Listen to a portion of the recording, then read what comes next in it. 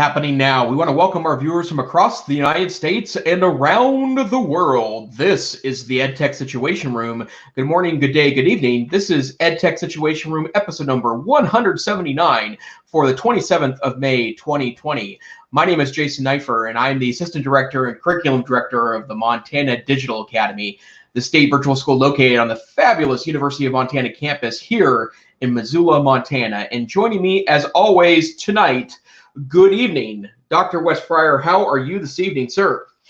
Good evening. I am well, and as I was commenting before the show, it feels like we just did the show like the night before last. So I don't know what that means about COVID. I published late this last weekend. So anyway, the days are apparently all running together when we're not entirely trapped, but sometimes we're getting out. So I am the Technology Integrations and Innovation Specialist at the Cassidy School here in Oklahoma City. And we had our last day of required professional development following the end of classes on Friday. So my contract has me working through June, but this year, among other things, I'll get to facilitate some Minecraft virtual summer camps. So anyway, looking forward to a change of pace. And how is life with the nose to the virtual schooling grindstone? Apparently it's rather magical because the background is looking somewhat Harry Potterish, and I think some spells have been cast in your general direction or something. It might be. I am been accused of being a magician before, so I guess I might as well just own it. So all's good here in Missoula. I've talked to a lot of administrators in Montana in the last couple of weeks, and one of the big topics and as schools, we don't have a unified calendar in the state of Montana, and some districts are going as early as the second week of August, and some go as late as the third week of June. And so we have a big diversity here. So schools started graduating 4 weeks ago in the state, but I've talked to a lot of administrators that that now the weight of having to figure out how to celebrate seniors is over with, and well, not quite over with for some, but it's continuing to evolve and decisions are made. I know that the Missoula County Public Schools, the district where I physically am located, is going to do a face-to-face graduation, but they're going to do it in the massive Washington Grizzly Stadium at the University of Montana and limit visitors and have social distancing in play. So now that those conversations are, naturally ending because the time's passed for graduations for a lot of districts, we're starting to have conversations about what this summer and this fall looks like. And, we've talked about this a lot in the past since COVID-19 has dominated all of our lives, but certainly the lives of those in education. And it's a big set of decisions, and lots of things can happen in the next 3 months. And one of the things that I'm reminded of is that for all practical purposes, we're not even at the halfway point between when this started and when school is going to start back up this fall. So, and it feels like this has been going on forever at this point. And so a lot of time to think and a lot of plans to make. And I would imagine, based on the conversations I'm hearing, there's lots of interesting things to think about. Many staff members may not be able to return in the fall due to fragile health, as I've mentioned a number of times in the podcast. If I were in the classroom right now, I would have to not go to school. I am immunosuppressed by medication.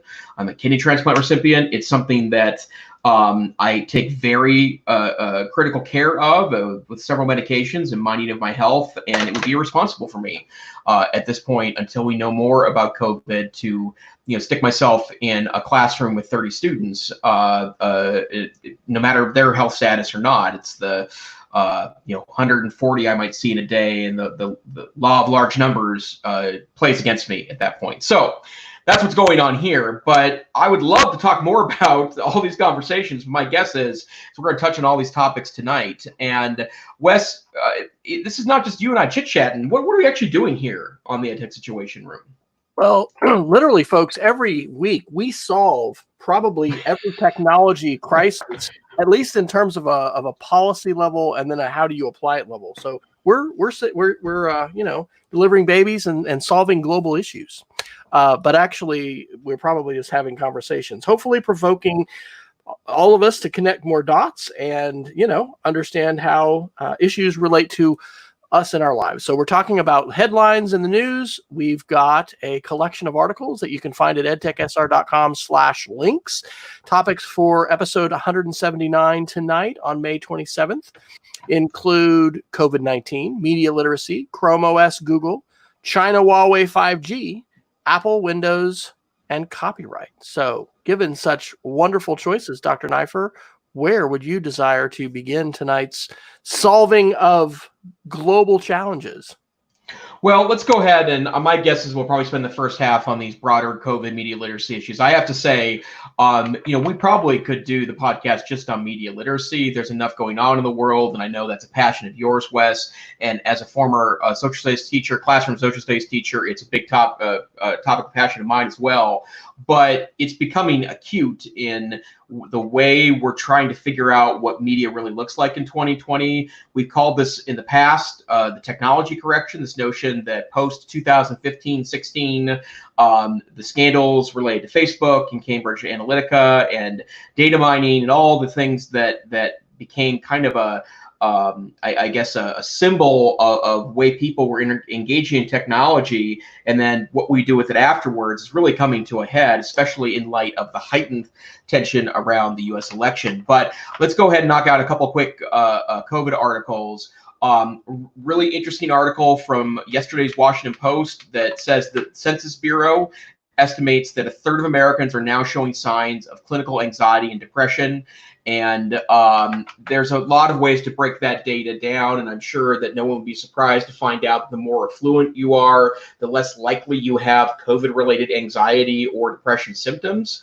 But one of the reasons why I'm mentioning this, and it's something that I've had to think about and also work with my faculty at Montana's State Virtual School, is that we are not living in normal times, and we can't make expectations like it is simply just staying at home. There's a broader thing going on here that I'm sure is providing extraordinary stress for the students that we serve in K-12 education. And I think there's a lot of obvious symptoms of this, and certainly a lot of signs that this is occurring.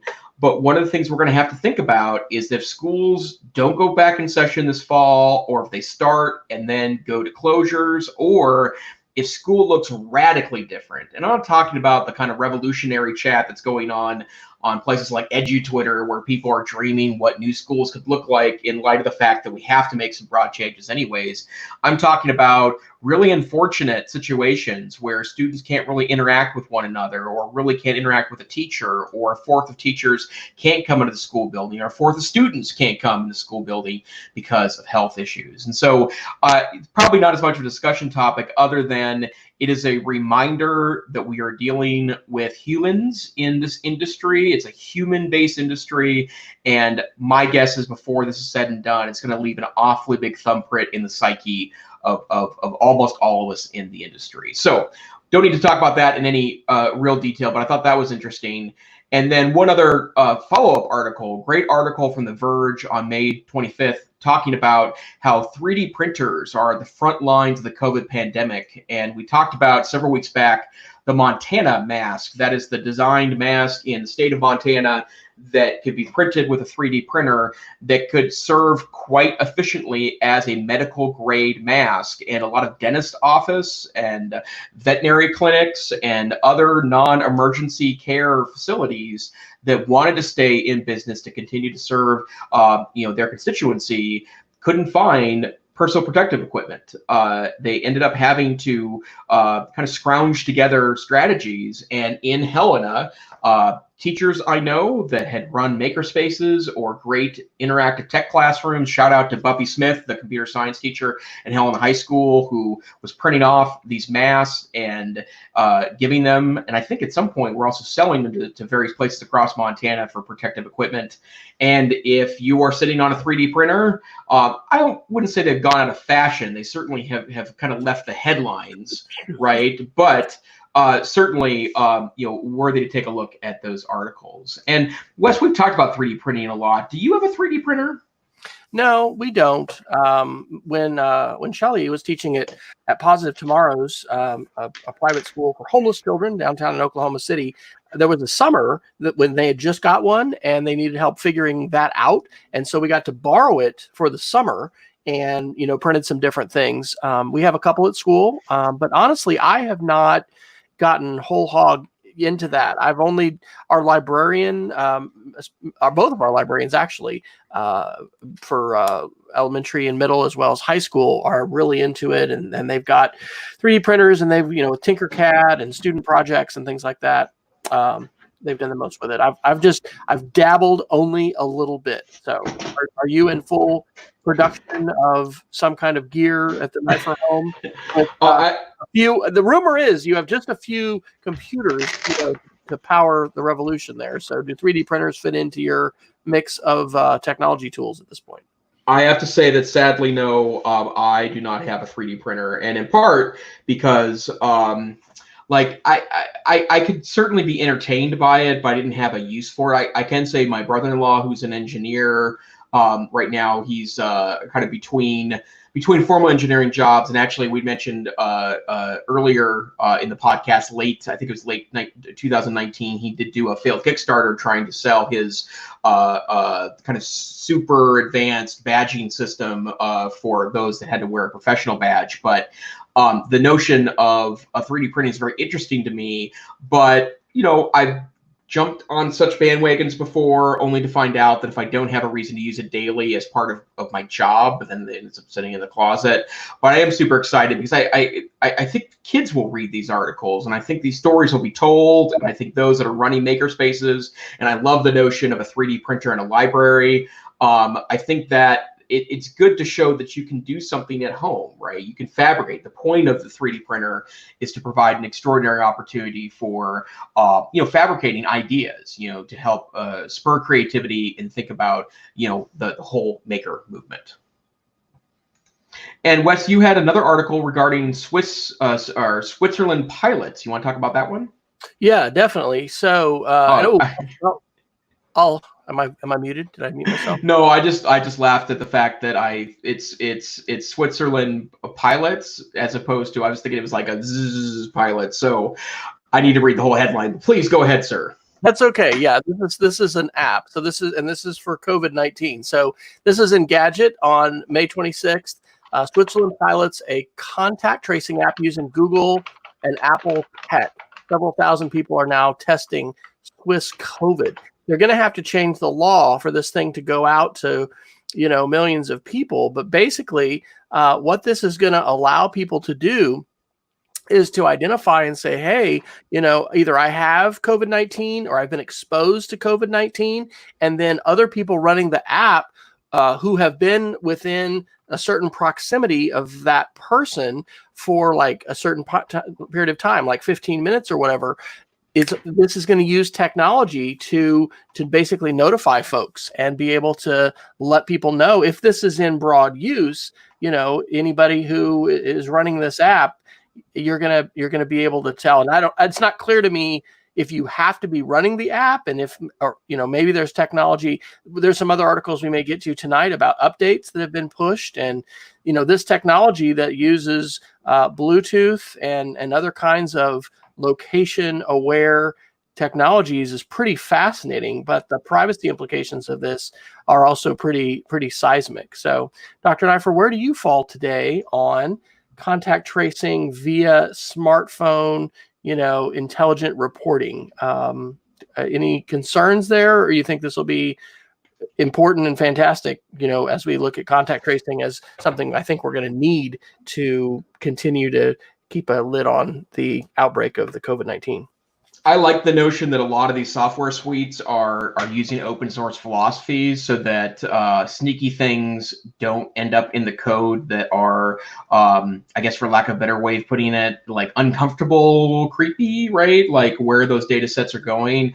But I can't imagine having this tool set available to us and not utilizing it. If we could do that and be able to provide some element of free movement, but then also give people the opportunity to say that if they've been exposed to something that potentially, or someone that potentially has or is shedding virus, then we can do something about that. And I know that's easy for me to say because I have a particular sensitivity to this in light of my health status, but that's not something. We have to continue to debate this. I don't think anyone's app or anyone's system yet, including Apple or Google's, any of these are ready for wide distribution yet. They're still very much in testing phases and trying to figure out the effectiveness of this. Also, talking about data privacy and who to give access to those databases and data sets. But yeah, I think we should definitely be exploring this further. Peggy George, who's joining us live. Hello, Peggy, and hello to my mother, I think, who might be watching tonight.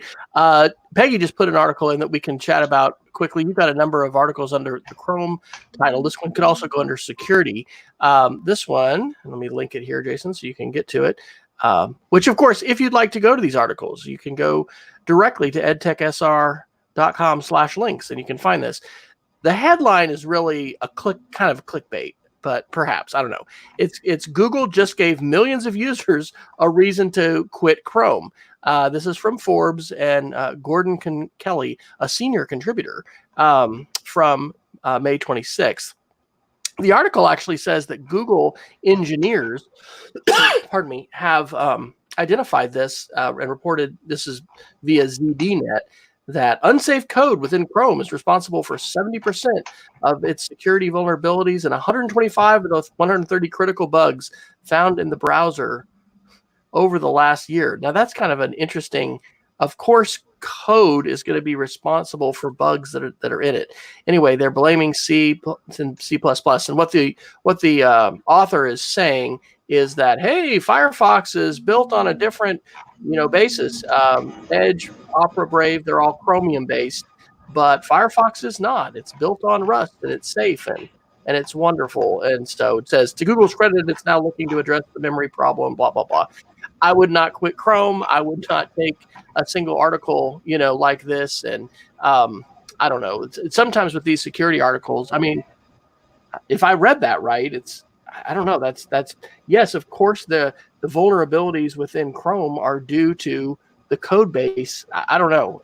That doesn't strike me as time to abandon Chrome. So how do you read articles like this, Jason, especially ones that are, proposing some dramatic changes like switch your browser now, you've been used to this and it's time to change? Thoughts? Well, those articles only mean something if, in my mind, they've discovered where what they refer to as zero-day exploits are actually delivered upon, right? So in other words, because frankly, all code is buggy and all code has holes in it. The question is who finds it first and what they do with that, right? Like that's the problem with computer code. And like we talked about a couple years back when they found that massive issue in the BIOS, right? Like the software that interfaces between your hardware and the operating system had a massive problem. It had to do with Intel chips.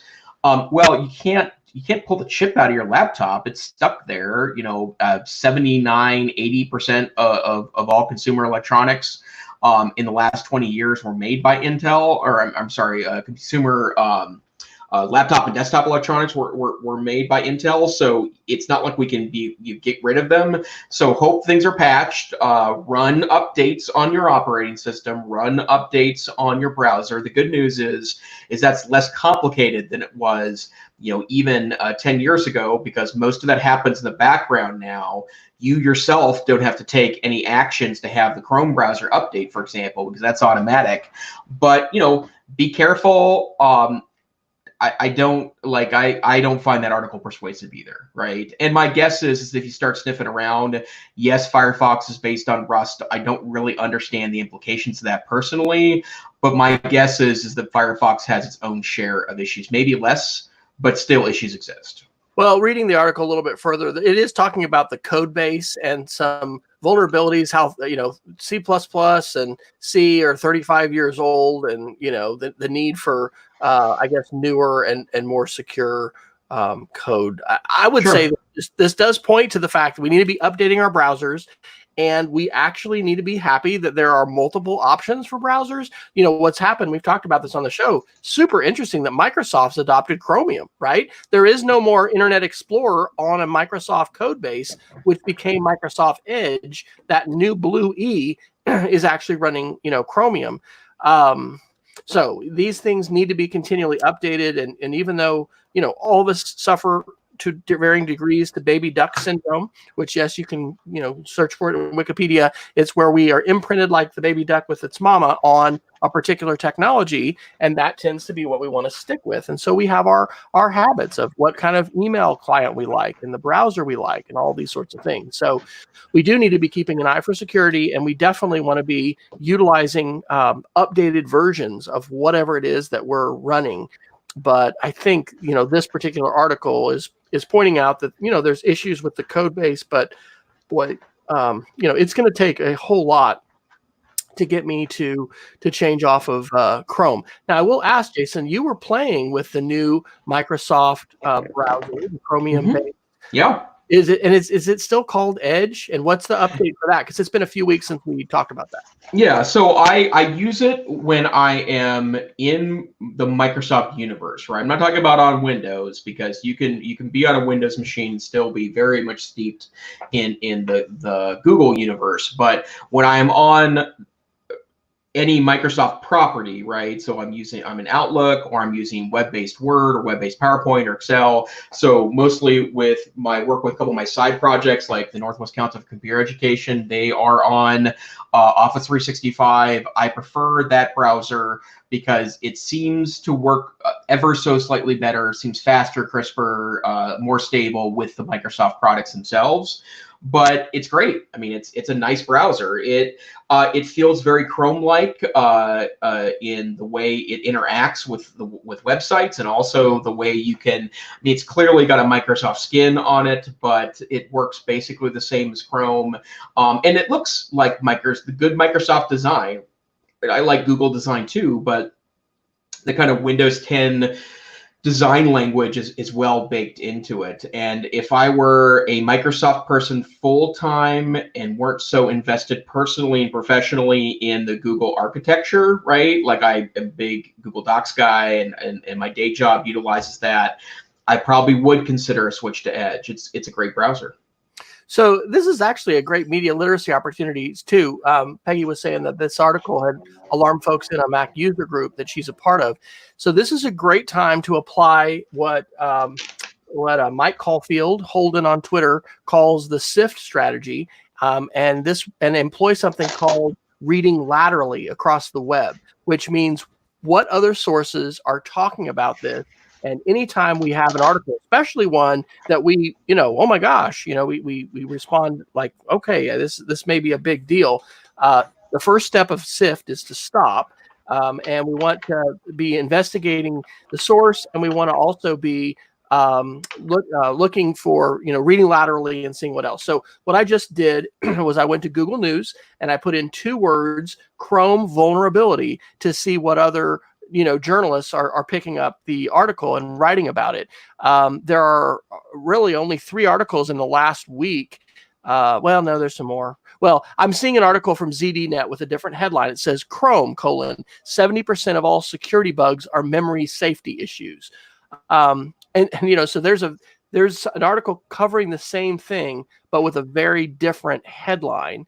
And so I think that, it's, obviously, we need to take a look at this and watch this, but the headlines can certainly grab our attention a little more, and frankly, that is what journalism today still tries to do in an attention economy, is to grab our headlines. So, and Forbes now. Go ahead. I'm sorry. Forbes now has a contributor model too, right? Which means that and you know a little about this, Wes, but that you don't necessarily have to have a credential. It's not like you're a Forbes reporter or you're a Forbes hired journalist, right? And there are a lot of very in the tech world, at least with Forbes, a lot of their tech coverage does tend to have very clickbaity, very grandiose headlines. I was offered, and I mentioned this on the show a couple of weeks ago, a deal where if I wanted to pay several $100s, I have been invited to be a Forbes affiliate, and I can be writing for them. And so one of the things I did with that article too, Peggy, was take a look at the person who was the author. So something to watch, something to be aware of. I definitely wouldn't say panic, but hey, that's why. Isn't it cool that we can have a chance to respond live to those kinds of things? And that's actually, I think, a good case for take this to the classroom level, where we want to be practicing these kinds of web literacy skills ourselves, and then taking teachable moments to talk with students about those. Because how are you going to judge whether or not this source and this information is believable, so that I should go ahead and share it, and whether I should believe it or not. And one of the big things that is a change from the old information literacy, which was like all about go to the about page, and I mean, it's okay to do that, but even more important today, especially with a source that you're not sure about. And of course, Forbes is a known source, but like Jason said, how many people realize that there's thousands of people writing for Forbes, and a lot of people pay to play, so they're actually paying money so they can put those articles. It makes it a little different than the New York Times or Washington Post or some sources like that.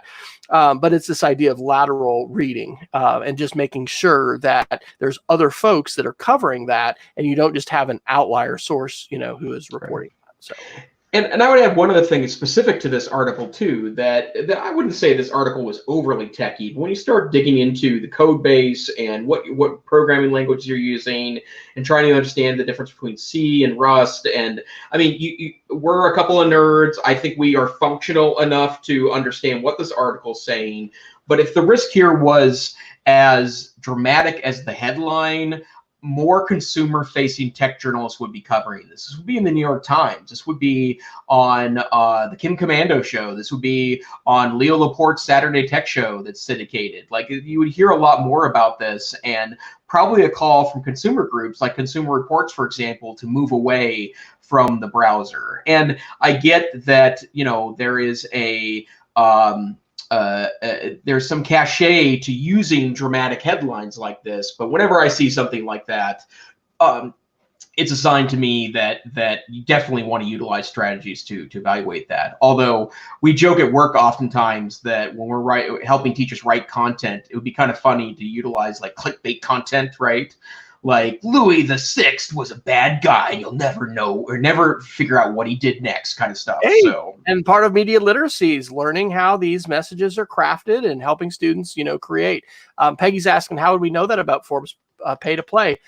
I never would have known if I hadn't been contacted directly, And I guess when you dig into their affiliate network and stuff like that, those things it's not a secret. But I had seen Forbes and basically put them with Newsweek and Time and everybody else, and didn't realize that they have this kind of a model. So, this is why one of the reasons why media literacy is just so challenging, because even as an adult who's been, reading the news for almost 50 years. Well, I haven't been reading for 50 years, but I'm approaching that birthday, and I have been reading the news for a while. It's very challenging. So, well, and there's also a difference between Forbes, the magazine, and Forbes.com too, right? So that's another piece of the puzzle here. And there is some discussion about this on the Wikipedia page, but Forbes.com utilizes a contributor model in which a wide network of contributors writes and publishes articles directly on the website. The contributors are paid based on traffic, yada, yada, yada. And I think there's an important point here that it's nuanced, right? Like, there's no one that's going to tell you straight up this source could or is less likely to be reliable in that they have such a wide network of writers that may have some strong bias in one direction or the other. But that's part of the problem. This is going to lead right into our discussions about media literacy tonight. But like that is part of the problem, right? That even brand names don't necessarily mean that that you can trust them. And there's a great article. We should probably let's segue to that. Let me say one more thing. You just brought up another great strategy, part of SIFT, part of what Caulfield recommends, and that is utilize Wikipedia. So I firmly believe, at least where I'm living, and maybe there's lots of things different because different contexts, but I think in general, Wikipedia is undervalued in schools today. Agreed.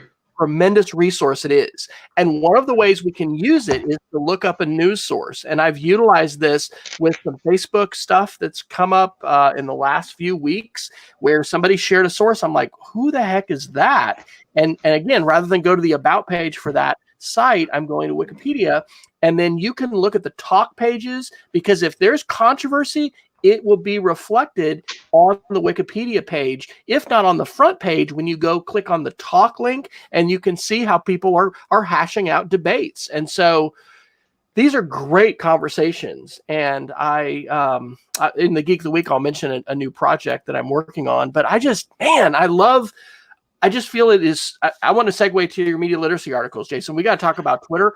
You know what? We actually have to talk about our president tonight, which generally we are skirting around some political issues. We're not going to be going full on. Here's who to vote for. We don't do that on this show, folks. But we are going to talk about. I know, because these articles are in there. How is media literacy and Twitter and the policies of what platforms that are sharing information, their responsibilities, what can they do? Yada, yada, yada. So, Dr. Neiffer, how would you like to take us into that part of our conversation tonight? Well, a lot of interesting pieces of the narrative here, and it was a really big, you could even say 24 hours on media literacy and social media. But let's start off with what I think maybe one of the greatest articles I've read in the last week about media literacy. This is from today's, which is kind of effectively yesterday's, BBC published an article. And they actually have a journalist who is specifically covering disinformation and social media, and that's such a BBC thing to have someone for that. But she wrote a really great article about the human cost of virus misinformation. And I mean, there's no doubt that if you've been keeping an eye on this, and I know that I've been listening more to the On the Media podcast from WNYC, which is, if you're interested in media literacy or more broadly the media, it's an extraordinarily weekly show from a public radio source who I tend to give a lot of trust to personally based on my own history. But this talks about that this is not in the abstract, that when disinformation or misinformation or just plainly false sources become perpetuated in the social media echo chamber, it can actually cause real lives. And they're talking about this in context of the hydrochloroquine issue related to international things that have happened in the last week, including the World Health Organization halting their own study and trials because the Lancet reported that those that had contracted the coronavirus, that hydrochloroquine had become dangerous, right? Like, in other words, opposite of what we're looking to go for. But there's a number of statistics in here.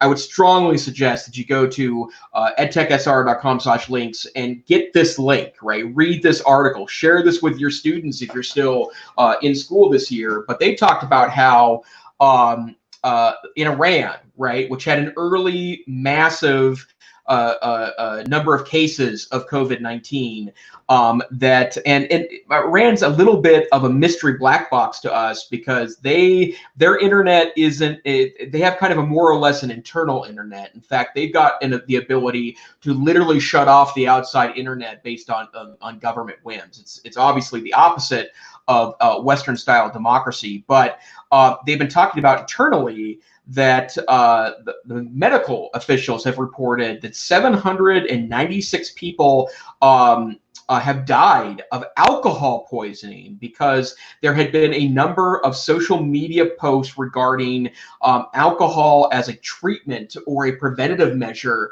for COVID-19. And it was perpetuated as a cure. 796 souls lost to internet rumors, right? And I get that the internet there is a little different than the internet in the rest of the broader world, but this is not an abstract topic. Media literacy is a real thing that we have to impart in our students. And if you ever need any evidence about the importance of this topic, that article blew me away. And it goes through a number of the other pieces, including the stuff a couple weeks back about things like Lysol and bleach being potential cures, various myths about the coronavirus, especially in the early days before there was more widespread discussion with the World Health Organization. And they used the term in the article infodemic, which is the World Health Organization term for what's going on right now. So I guess, Wes, I mean, I feel like you're the expert in my life on this. I don't think you have by any stretch of the imagination diminished the importance of media literacy as costing real lives. But does anything stick out to you here based on the BBC's coverage? Absolutely. Sometimes we feel like, I mean, information is soft and we feel like, well, it's just somebody's opinion. And of course there are all kinds of ways where it doesn't have these kind of concrete impacts, but I think this is huge. And I also think it's important to note the global nature of this, right? Again, sometimes we're thinking this is just political. This is just the United States. This is just, polarized politics, Republicans, Democrats, yada, yada, yada. I mean, this is global in nature. The internet is a global phenomenon. Our connected world, the internet is global.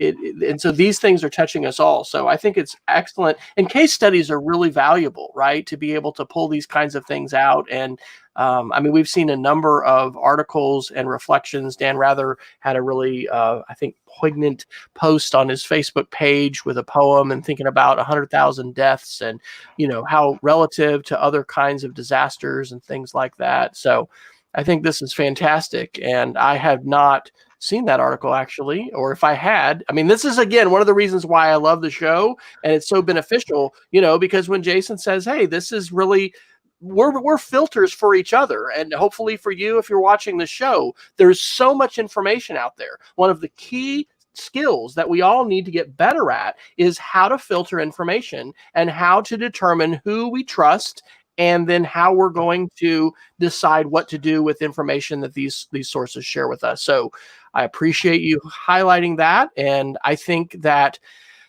the media literacy strand, because we were working in vertical teams today, which was fantastic. I had several great meetings for this last day of mandated professional development for our school, and so we're doing scope and sequence and vertical alignment of classes, and I may actually end up writing a little textbook that goes along with my 5th and 6th grade media literacy and digital literacy curriculum. And I want to continue weaving that through as a strand. And, it's good to know about this because, again, these are like dots and connecting the dots. This is part of what we need to do. It's what an education tries to do for all of us, right?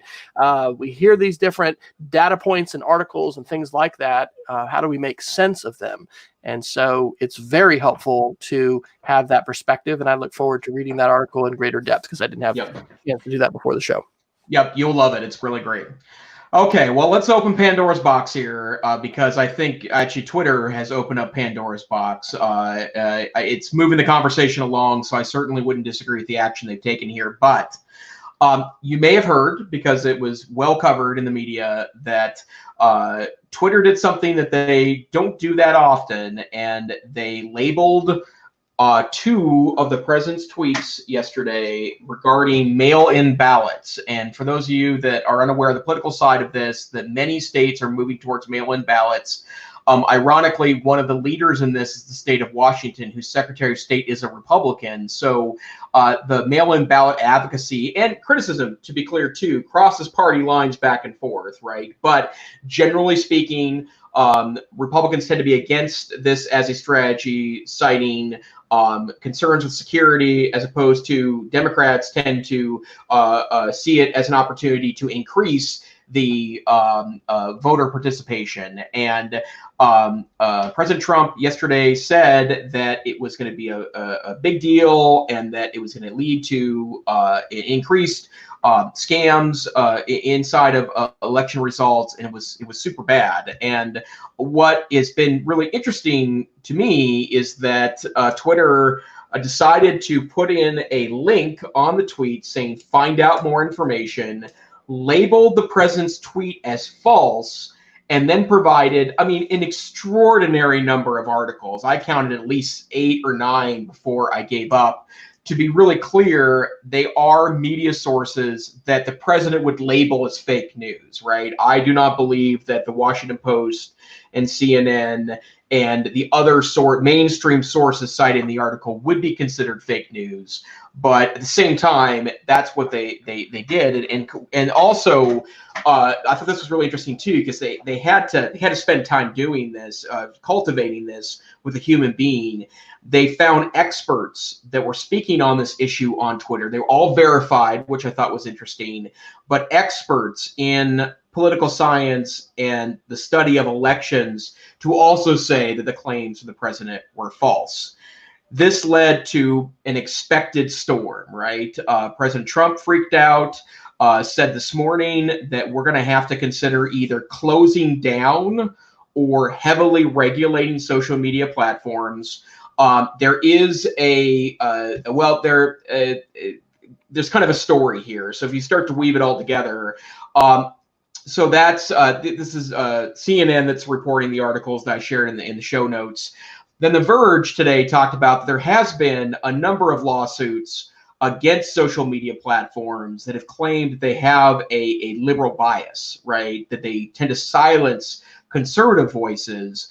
What The Verge claims is that if you look at the lawsuits, these don't go anywhere. They get almost universally dismissed by judges, in part because there isn't a ton of First Amendment implications, because you can go to another platform, right? Or you can develop your own platform, in the same way that in the past, when I've been critical of newspaper comment sections and encourage newspapers to shut them down, I've had people claim to me free speech pieces. But the thing is, you don't have the right to speak through your newspaper locally. You don't have the right to comment on news locally, especially since there are literally hundreds of thousands of other platforms to do that. And then then there was kind of a counter response. Facebook said today, Mark Zuckerberg went on the record to say that he thought it was wrong for Twitter to do this. And he said an interesting point. The Zuck said that, that Facebook does not want to be the arbiter of truth, and that we should have an open and free debate about things. So it's a massive can of worms. But let me start here, Dr. Fryer. Where are you at with this? What observations do you have about this kind of extraordinary 48 hours in social media? It's about time. It's about time that we started to not give elected leaders, and I'm not just talking about our president, I'm talking about others, a free pass to not follow the same community guidelines and regulations and rules that the rest of us have to follow. I put an article link into the notes, which you can read it with text, but this is a PBS NewsHour from yesterday. And the title of this segment is called "How Trump Leverages Twitter to Spread Misinformation." And by the way, I really do, see if I can't type and speak at the same time. I really do like the words disinformation, misinformation, malinformation, information pollution. Shared an article a week or so ago talking a little bit about that and why those are preferable to the term fake news. But this is a distraction. We are not talking about other things that are more important. And one of the things here too, and this hasn't been addressed in the same way, is this 21-year-old story of this woman who died, and whether or not her husband, who now is a news anchor, was involved in her death, and the president, tweeted about this, and the widowed husband is appealing to Twitter to take these down. Look, presidents and other people are subject to the law as well, and so we should not be giving elected leaders a free pass just because you happen to be today the elected leader of the free world. I don't think you should have a free pass to say whatever you want on Twitter. Twitter has the ability right now under U.S. law to censor and have policies about the content that they have. There's another article that I'll just do a quick shout out to. that our son actually told me about tonight. And I put it down under copyright, I guess. Gizmodo, May 22nd. U.S. Copyright Office says it's time to update the DMCA, mostly in favor of rights holders, and then Reclaim the Net on May 23rd, which is a advocacy group like EFF, similar for protect freedom. U.S. Copyright Office proposes stripping YouTube of some of its DMCA safe harbor protections. There's really, really important issues here. And one of the things Silicon Valley has feared is that if they crack down on our president and especially on conservative voices, then a Republican-controlled Congress is going to come in and regulate them. And this is back to the tech correction that we've talked about for so long. I do think we're going to see regulation. Europe is ahead of the United States with this in some ways, with the I want to say Digital Millennium Copyright Act. That's us. Help me with the acronym, Jason. What is the privacy laws? The GDPR. Yeah, the General Directive on Privacy Regulation, GDPR. Ta-da! I've been losing my edge. I was like, when you debate in college, man, you got to have it on the tip of your tongue. So we're showing our age sometimes, but sometimes we get it. Anyway, I think we are going to see some regulation of tech companies. Right now, we just don't have privacy protection here in the United States like they do in Europe. And so my overall response is it's about time. Yes, this is going to be causing, issues, but I'm frustrated that the fact that our president wants to tweet about something just becomes a headline that everybody has to focus on, right? People have talked for a while about these, the regular news conferences and things like that, everything that comes out of his mouth doesn't need to be on everybody's top of the brain, thinking. But when you are the leader of the United States, I guess you have that privilege. But I'm thinking that this is a positive. How are you seeing this through your lens, Dr. Neiffer? I agree, but I still think it goes back to the fact that it's not going to convince the people that probably need to be convinced to look at broader sources, right? That's the problem we've run into in the tech correction, right? That you can cite all of the sources that I think have mainstream legitimacy to them you want, but if someone dismisses them as part of the grand media conspiracy, I think it's really hard. I think it's really hard to have meaningful conversations. And I'll go back to the fact that the internet itself has become, well, let me give you another article that I think is kind of proves my point. A really interesting article that I'm not really surprised about, but The Guardian reported on yesterday that a number of local TV news stations, and I have a little story to tell with this one, were caught basically running Amazon PR copy. And the reason why I have a little bit of insider perspective on this is back in the early 90s, when I was in high school, I was a production assistant for a television station in Great Falls. That was my job, my sophomore, junior, and senior year of high school. And I ran the camera, and I ran the teleprompter, and I typed up AP scripts, and I occasionally wrote stories, and it was great. I was, at that point, I kind of fancied myself as maybe being a future journalist, and it was super fun, and I got to run center field camera at a baseball game once, and really cool stuff. But the weekends in Great Falls, Montana, sometimes the news isn't so prolific, right? And you can only run so much AP copy. So, we would sometimes pull things off of a shelf that was a sponsored story. And it wasn't like advertising sponsored, but it would be like a company that was developing a new technology. It's PR stuff, right? And so you rewrite the copy and you use their stuff and you put it on the air. That's been going on for a very long time. So that's not a new phenomenon here. Public relations do this. But the story here is interesting. And the video that comes along with it is creepy. But basically, local news stations took Amazon script and the video that was sent with it from public relations people at Amazon and ran it as news on local news sources. And the reason why the video is creepy is because they overimpose, I think it's like 9 different anchors reading the exact same copy. And so it feels pretty utopian, post 84, something. Dystopian. Thank you for that. Yeah, apparently I don't have those words to recall either. Okay. That's all right.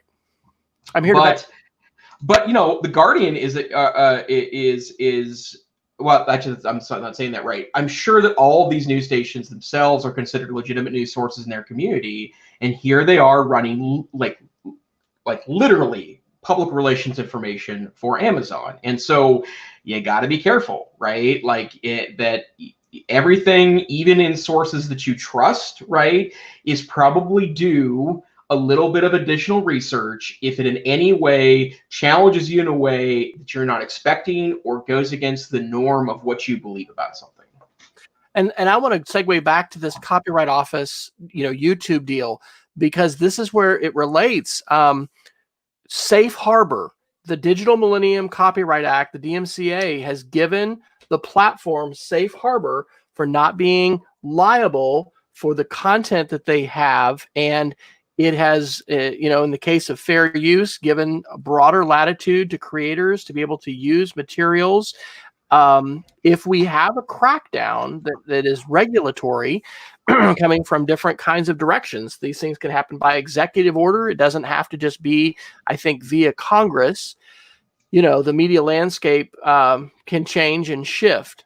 And so I also will say, and this goes back to that PBS NewsHour, like right now, different entities weaponize social media and hijack the news. So, and this is something that's a relatively recent phenomenon. And I think it's something that we need to be grappling with as a culture and as a civilization.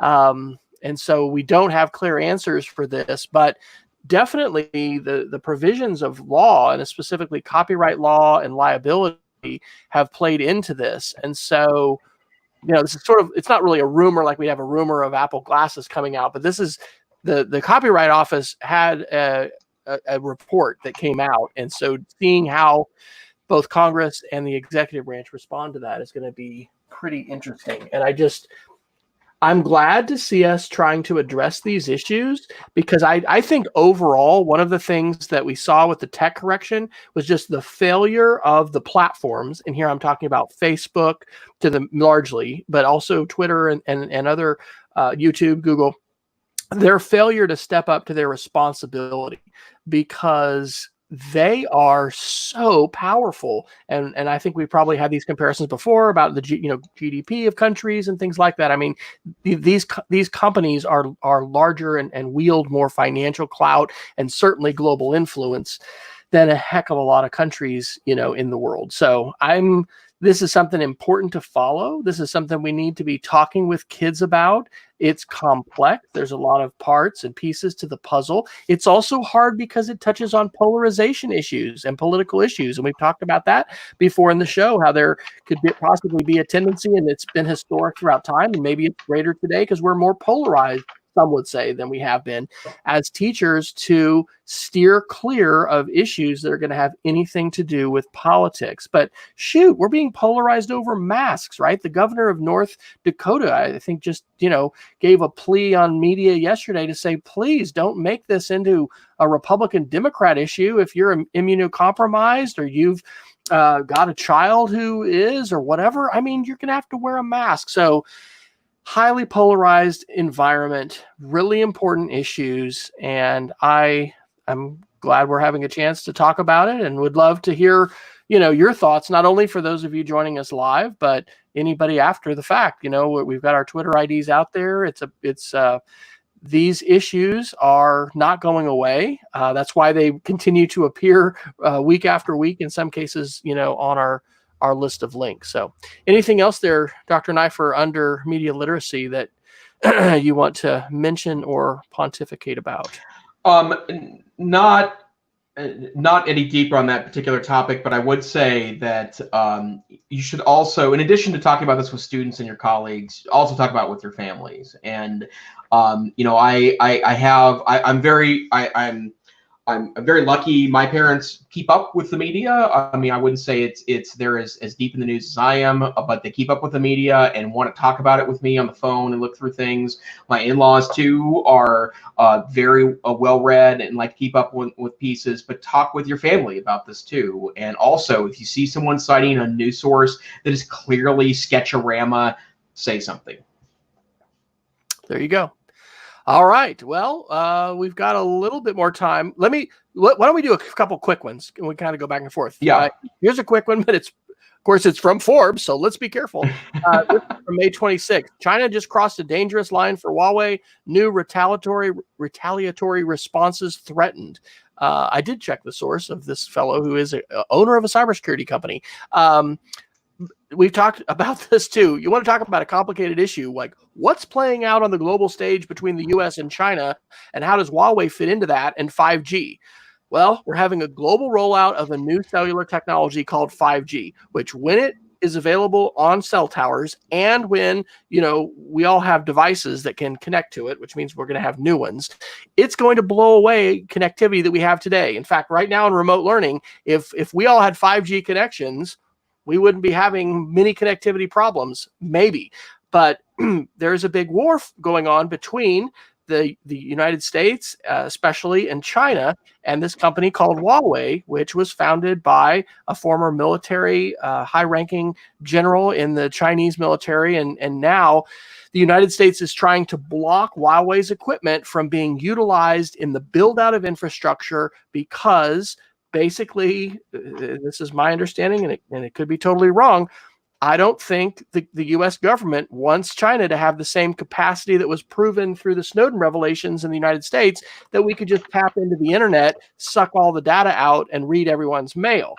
And so what's happened most recently is the United States has done some prohibitions against companies. It's going to be blocking silicon chips from being used by Huawei. China is trying to develop their domestic production capacity, but they can't ramp that up fast enough. And so this is really going to bite them economically. And specifically in the United Kingdom, they had waffled a little bit. And now apparently the United Kingdom is going to be doing a security review and possibly deciding not to use Huawei equipment in their 5G rollout. I said that was going to be fast, and that was a really long lawyer response. But your thoughts, Dr. Neiffer, on this is, fairly complex situation? Globalization is being challenged right now with COVID-19. Also, the global economy has largely broken down right now. It's showing some life and trying to figure out how to adapt. But this is exactly the core of the critical issues that when we started this notion of globalization 25 years ago, we weren't specifically about this because we really couldn't know where the direction this was going into. But I would say I'm not surprised by this, and it's certainly something to watch. All right, what's your next article? Just a couple quick ones. There is a new Windows update. It's the May 2020 update for Windows 10, and I've added 2 articles. One of them is a PC Magazine article that goes through some of the new features coming out, including one that I think is super awesome. You can now reinstall Windows from the cloud. And what I mean by that is instead of reinstalling with a USB drive, and Windows makes it so much easier than they used to, because you can just download a copy from them and without having to go to some sketchy website to do it and then install it from a Microsoft image. But now you don't have to do that anymore. You can literally start in this new version of Windows 10 to reinstall from scratch. So restart your computer completely without even having to download anything. It'll just do it for you. But I would also remind you that you shouldn't install this new version yet. Microsoft is acting much more safely than they used to a few years back. They aren't rolling out as quickly. They do soft rollouts, prioritizing users that want it first. But I would say wait 2 or 3 months until the kinks are worked out. There's been some articles, I think they were from Forbes, about some of the things that have happened with the update, the May 2020 update. So I've also included a great article from The Verge last week on how to pause updates. I would suggest, especially if you're working at home right now and you aren't really hip on wiping Windows and starting over again, if you don't have a local nerd or you yourself are not a nerd and you can't pull that off, wait. If there's too much going on, you rely on your computer for too much. If you've got a spare one, that's fine. But don't take your daily driver, desktop or laptop and install this yet. I'm usually an early installer, and I'm going to wait at least 6 to 8 weeks before I install the new version.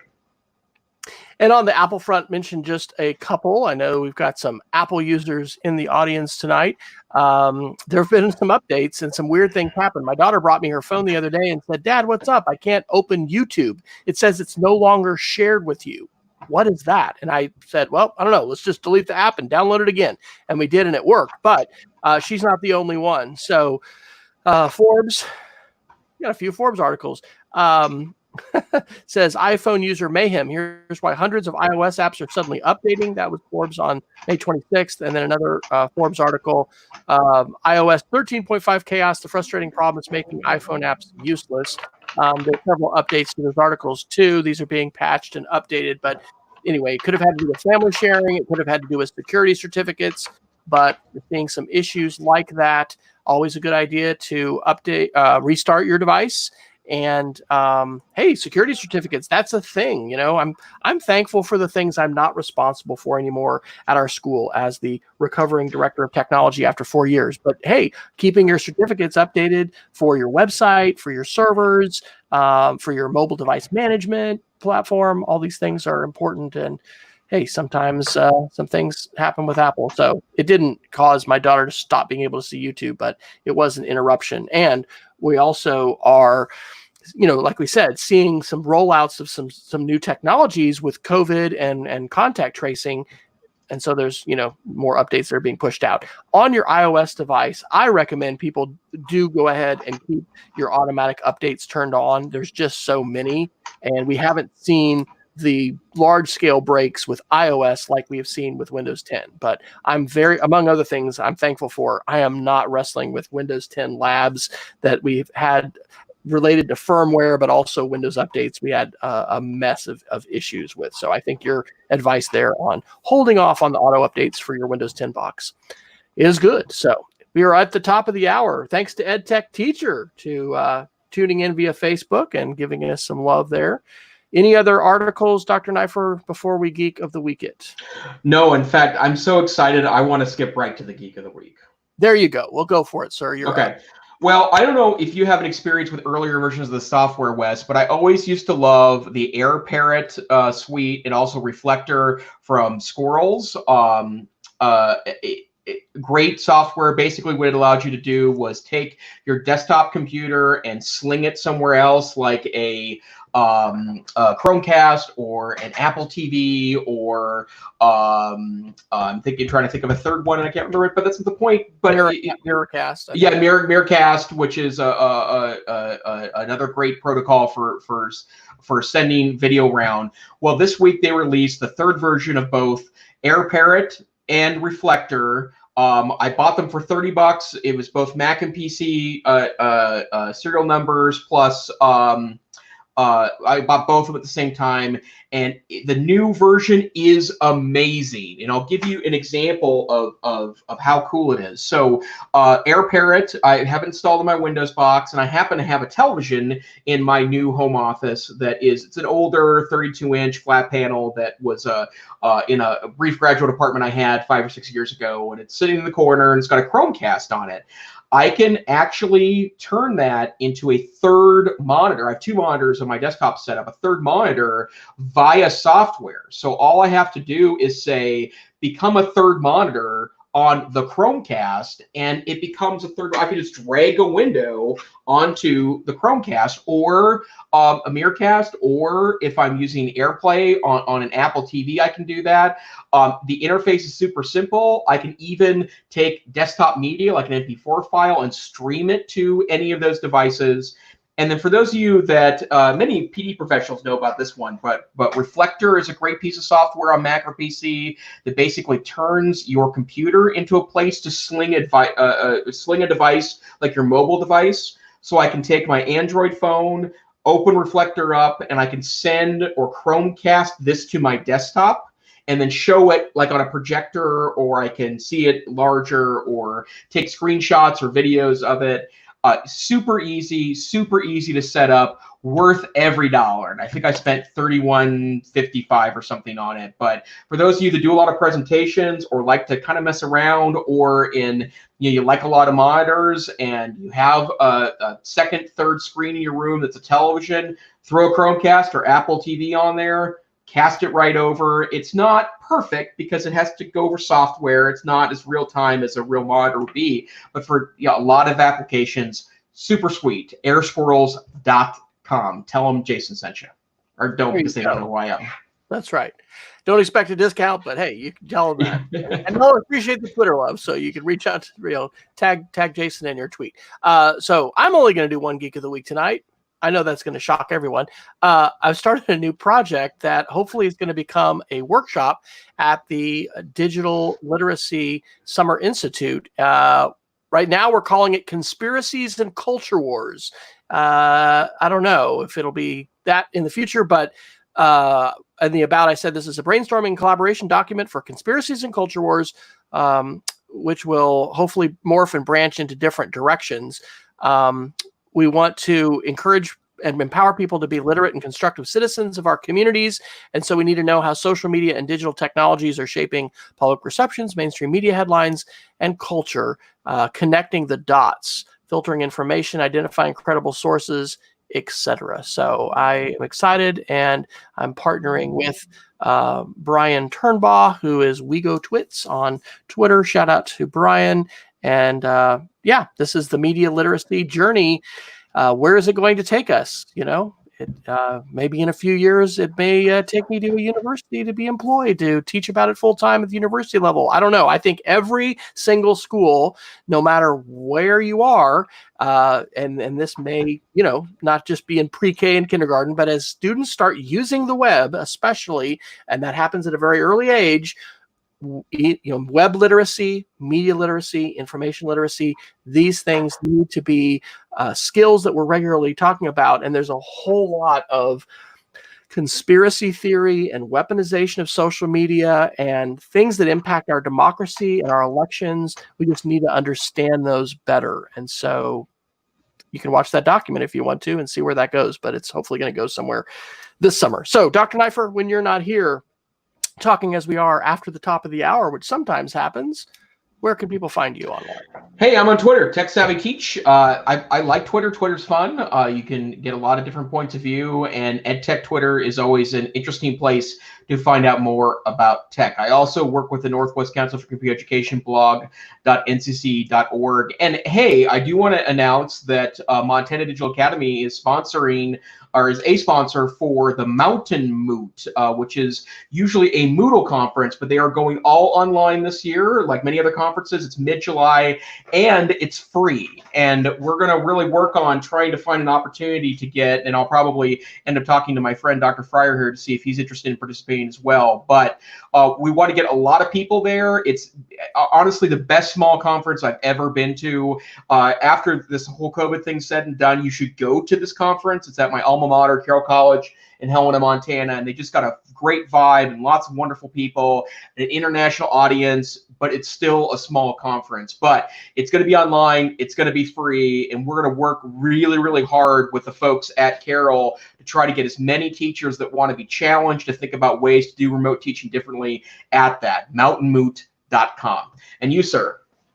Hey, we're going to need to drop that link in, please, if you haven't already, into the show notes. W. Fryer on Twitter, speedofcreativity.org is the blog. And rumor is, two rumors to pass along.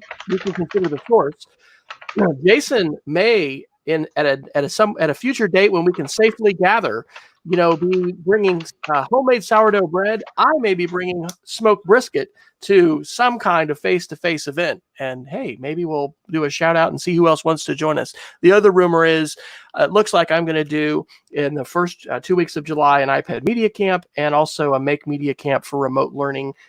Dates and details to come soon. They should have been announced months ago, but it is what it is. We're just finishing up emergency remote learning. So.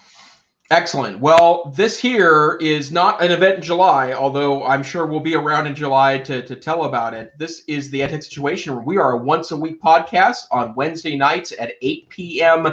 Mountain Time, 9 p.m. Central, somewhere in the middle of the night UTC. But hey, if you're in Western Europe and you don't want to join us in the middle of the night, you can just go anywhere where Fire podcasts are aggregated, download a copy of the podcast. We're in all the major podcast apps. You can go to our website, edtechsr.com, get a little tiny version, plus see the show notes, plus see all the links, or you can see us on YouTube. But if you want to join us live, we love to have an audience. We're broadcasting on Facebook and YouTube, www.edtechsr.com. for details. Until next time, be safe, be savvy, and we hope to see you here on the EdTech Situation Room. Good day. Good night, everybody.